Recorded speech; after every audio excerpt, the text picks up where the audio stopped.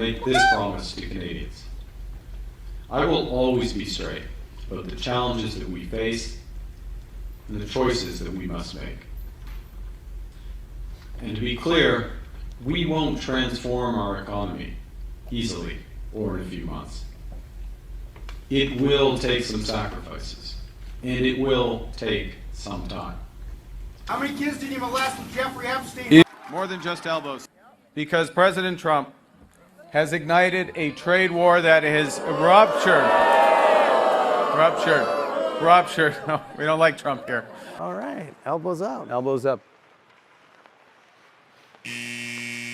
I did apologize to the president. President was offended by the act. Gang, what's up? Aaron here, Canadian Looney. How y'all doing? Like, share, and subscribe. We work really hard at this channel all about Canadian federal politics. In this video, we're going to have one of our favorites, Conservative House Leader Andrew Scheer. He's the funniest guy on Parliament Hill. He makes great videos. He has some insights, some predictions about Carney's big budget that's going to be dropped like a bomb on Canadians this evening. So that'll be an enjoyable piece to watch.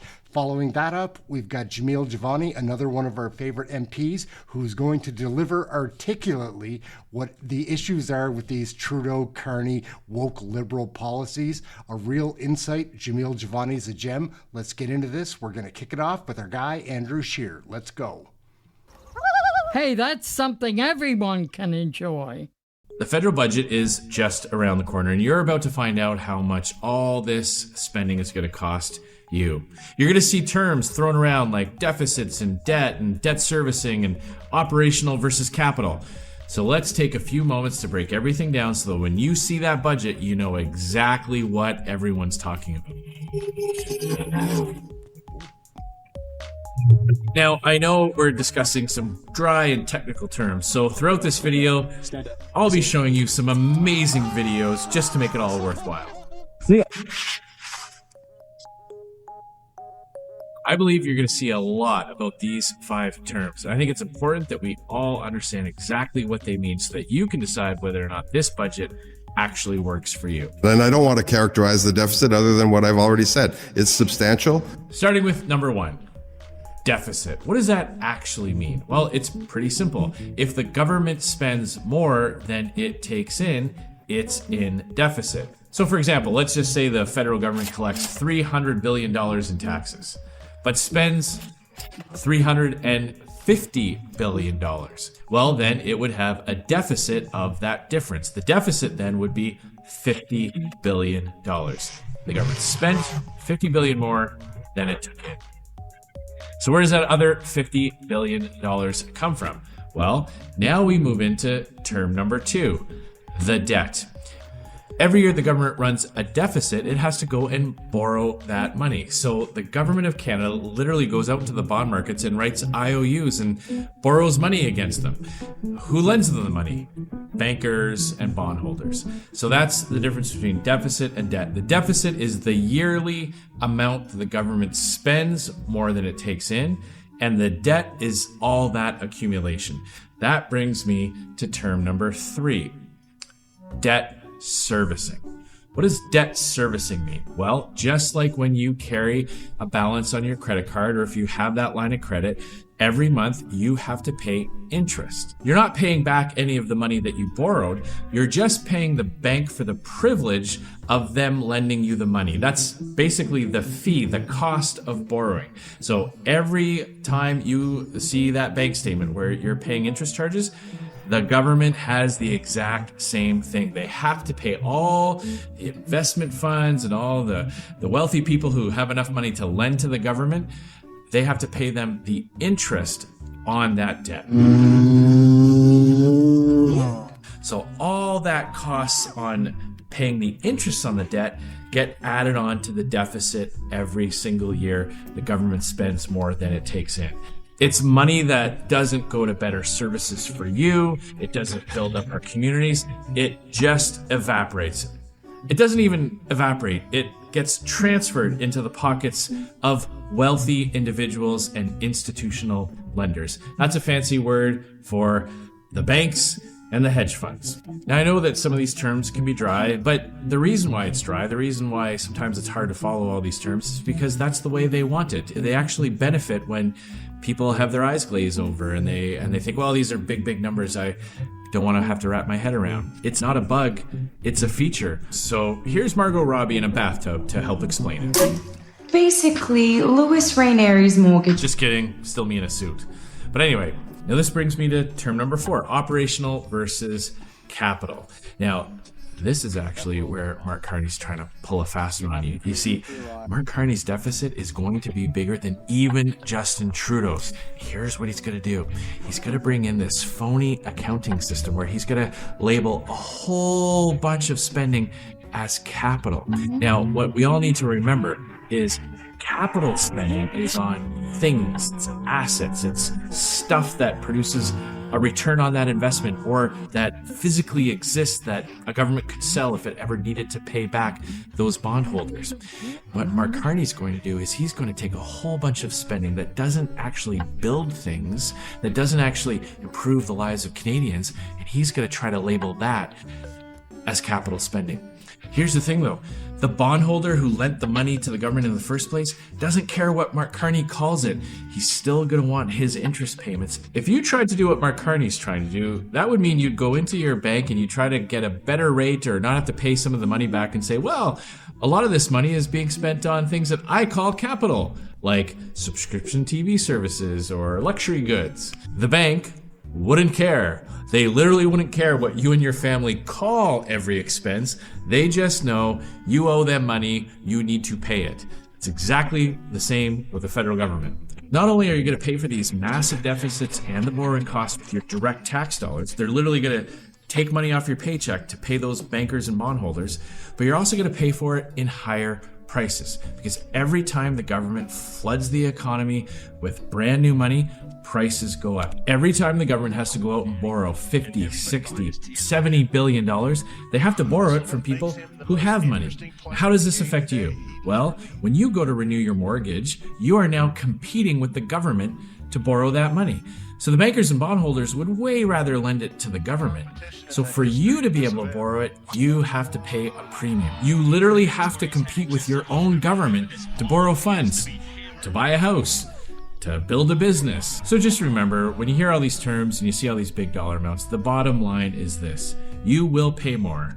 Mark Carney will not. And the biggest winners out of all of this are his friends on Bay Street, his literal colleagues at investment funds. This is who Mark Carney is. This is the world he comes from. That's already happening under Mark Carney. Liberal insiders getting big, fat paychecks. More and more of your tax dollars go to bankers and bondholders. And Mark Carney hopes the whole time that you won't pay attention. So over the next few days and weeks, keep in mind, every time the government talks about money and spending, it's coming off your paycheck. Every time conservatives talk about deficits and debt, it's because we don't want your dollars going to pay those bankers and bondholders. See, Mark Carney is counting on you not paying attention. He wants you to believe that all these things are very complicated when in fact they're very simple. No matter what, you pay. And as always, thanks for watching. And something's going on with our YouTube channel, so please do me a favor. Please like and subscribe to my channel and leave a comment below. I actually go through the comments, and if you've got an idea for a future video, write it down below and I'll see what I can do. Oh, yeah. Let's check out Jamil Jivani, one of our favorites to watch on here. He's a sharp young man, very well spoken. He's real clever. Let's see what he's got today. We had a busy week last week. We visited 4 university campuses in Southern Ontario. Shout out to the wonderful people at Redeemer University, the University of Guelph, University of Toronto, Mississauga, and TMU, the university formerly known as Ryerson. We visited the campus clubs and we opened up the room to people who were other students, but also people who weren't students at all. And it was a fantastic experience. I want to let you know something that I think all Canadians need to be aware of. I think university students in this country are kind of getting a bad rap. You see, there's this idea that campuses are these dens of wokeness and that these students all have blue hair and they're running around, angry at the man. But the reality is that university students can be really, really thoughtful. And what we saw on every campus we went to were really smart kids. Some of them were conservative and some of them weren't. They had all sorts of different perspectives and ideas. But what I loved about this whole tour we did last week is we saw a lot of people who are taking this country seriously. Young people who want to think about the future of their careers, but also the future of our entire nation. What does it need to look like for young people like them, for their generation, to get ahead in life? And it was awesome to just hear their perspectives and hear their answers to the question, how do we restore the North? You know, some of it we got into some back and forth and some debates. Some of it we were just listening to each other. But overall, I left with a much more positive view of university students than I have of a lot of what I see up here in Ottawa. I'm going to be real with you. In Ottawa, every time I make that drive down the 401 East from Bowmanville to get here, I often dread what I'm about to see. Sometimes it feels like when I come here, I have a front row seat to the decline of my country. And it is heartbreaking and frustrating to sit there and watch people who have the privilege of governing this country not take it seriously. People who are aware and made aware of every serious problem we encounter within our borders, and yet don't seem particularly motivated to do anything about it, despite the fact that they are the governing party. The Liberals are the governing party yet again for over a decade now. So when I'm told that university students are these, woke activists who don't understand life, but then I come up here and I'm like, you know what? The conversations I was having on university campuses are better than what I see in the House of Commons. The conversations we were having with university students are better than what I see from Liberal cabinet ministers here in Ottawa. And I think every Canadian needs to know that. I think we need to show greater respect for the free thinking and the independent thinking of university students across our country. Yeah, some of them are woke, but a lot of them are just thinking about the future in ways that we need to respect and admire. And I think we need to realize that young people are looking at this country right now and realizing that it needs some serious changes. Whereas the folks in Ottawa who are governing this place, they don't think much needs to change at all. They just got another term in power. They're patting themselves on the back every day. And every time you go to the grocery store, every time you go to pay your mortgage, every time your kid goes to apply for a job, you remember that there are people here not taking that very seriously, the problems you see every day. And they might want you to think lowly of those university students, but don't take the bait. Realize that it's the people in power here who need to be held accountable. And the finger, if it's going to be pointed at all, should be pointed at them in terms of accountability and responsibility, not at the woke university student who frankly is just doing what she or he was asked to do, which is go to school and work hard. And that's what I saw on university campuses, young people going to school and working hard. Now, I want to give you another example of what I mean when I say that we've got serious problems in this country that are not being addressed.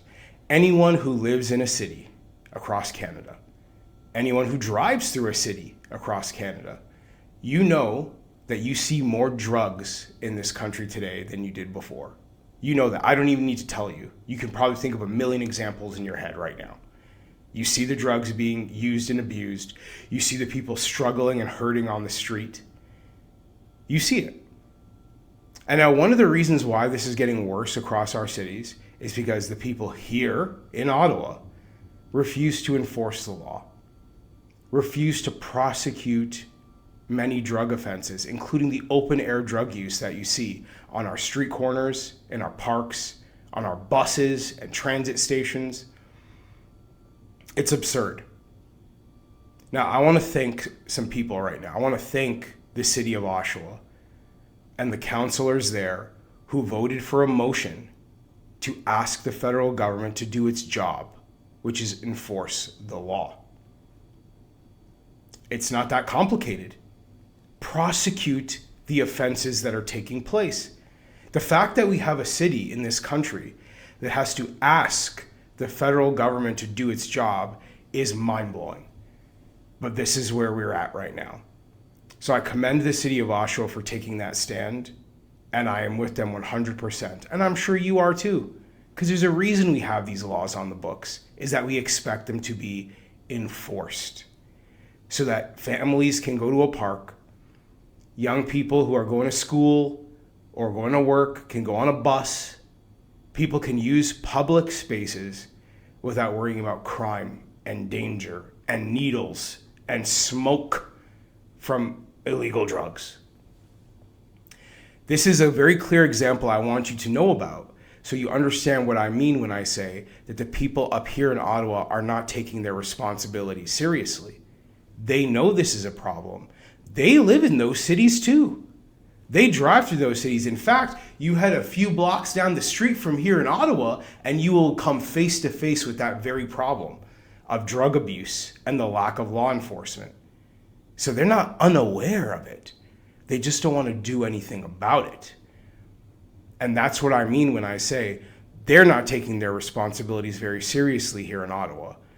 And yet, I'm supposed to be upset about some blue-haired university students? Come on, man. We know better than that. And this is why we went to university campuses. To me, people thought we were going there to get into confrontations with these students. No. We went there to listen. We went there out of respect for the young generation in this country that we know needs change, that we know wants change, and is full of ideas on how things can be better. And that, if nothing else, is what Restore the North is about. It's about the humility to acknowledge that the people in charge in Ottawa don't really know what they're doing very well on many issues, and that we've got to go out of our way to go and listen to others, including young people. And that's what we want to do.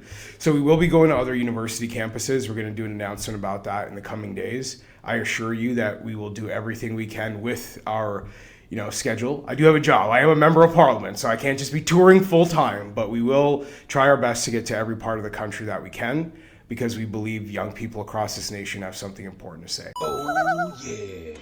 We'll wrap it up right there, gang. My name's Aaron. This is Canadian Looney. We cover Canadian federal politics right here. I work very hard at this channel. I spend 84 hours a week at least at this, because it takes a long time to watch all of the real politics stuff from the House of Commons. I follow the legacy media news also to filter the propaganda that they're tossing at naive Canadians, liberal voters, people like that. I invite liberal voters to watch my channel. You will learn something about Canadian federal politics right here, about the duping that the legacy media pulls on you. I don't really blame liberal voters for being naive. They just believe the news or whatever their sources that they're watching tell them. That's not the case. There's a lot of duping and deception going on. Watch my channel. You will learn more about what's really happening, and I doubt you'll be a liberal supporter after you see these guys in action on the House of Commons floor, in the committee meetings, in the scrums. We do cover legacy media. We'll watch what goes on there too. So that's it, Aaron. Like, share, subscribe. I really would appreciate your subscription. We're not going to try to sell you anything here. I'm not going to try to sell you a stupid sticker. Let's just learn about Canadian federal politics. That's it. Let's save our country. There's still time left. That's it. Thank you all very much for watching. We'll catch you in the next video. Again, I appreciate everybody that does subscribe and just watching the video. Share this with somebody if you really enjoyed it. We'll catch you in the next one. Ciao for now.